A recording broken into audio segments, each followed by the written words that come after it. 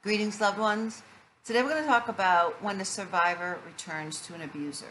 What to do to best support them. Help us get these messages out. Please subscribe to our channel. Follow us on Facebook, Instagram, and Twitter. Hit the like button and the notification bell. And, share these messages with others. You could save a life by doing so. It's easy for someone who's never been in a relationship with an abusive partner to say, if anyone ever abused me, I'd leave and never look back.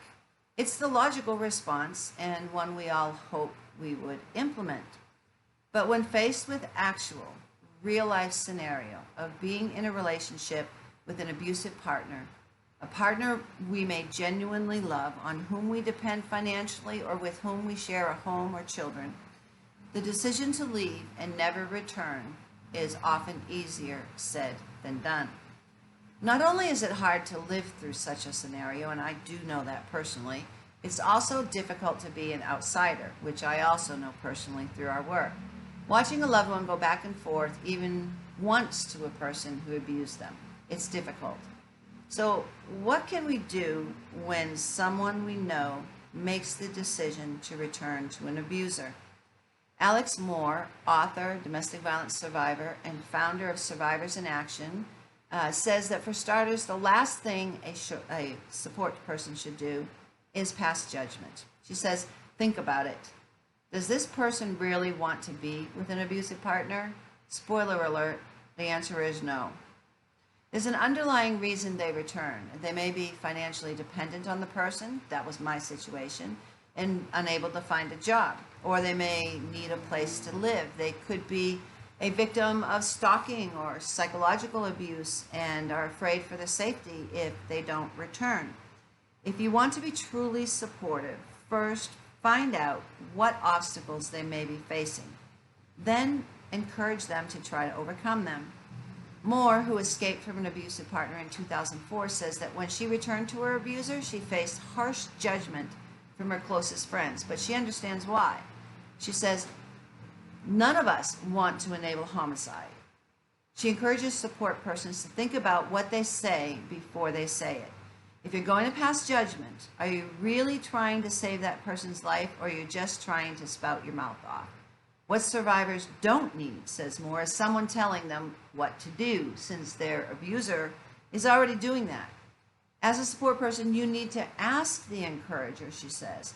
Ask, have you called an advocate? Or say, maybe I can go with you to go report this to the police. You don't need to speak for them. Just go with them. Just be there. Her other suggestion is to look at what tools you have and how you may help a survivor. If you have a business, are you willing to hire a friend? On the other hand, know what tools you don't have. It's not your place to tell them what to do if you haven't been through it. You wouldn't try to perform surgery if you weren't a doctor. So don't try to be a police officer. Finally, knowing that leaving is never an easy or quick process. There's so much going on, not only with their emotions, but with the realities they face when trying to leave their partner. Painting it as a rose-colored picture of them leaving their partner, that as soon as they leave, their life is going to be better, well, that just isn't realistic. It must be up to them to leave. They need to have a plan to remain safe from their abuser, and they may need your support and help. There are more resources. If you're a friend or family member of someone going through abuse, these recommended books that I'm going to give you now for support persons may be helpful to add to your reading list. One is called Family and Friends Guide to Domestic Violence: How to Listen, Talk, and Take Action When Someone You Care About is Being Abused, by Elaine Weiss. Another is To Be an Anchor in the Storm: A Guide for Families and Friends of Abused Women, by Susan Brewster. With 1 in 3 women experiencing domestic violence worldwide, the question is not if you'll encounter someone suffering violence. The question before God is, what will you do when you do encounter them? You could be a person who saves a life. You're called. We are all called to be champions for justice. And those who suffer violence, they need to know that those who love them, and even those who they don't even know, will step out and reach out to them to give them the help and courage they need to leave before it's too late.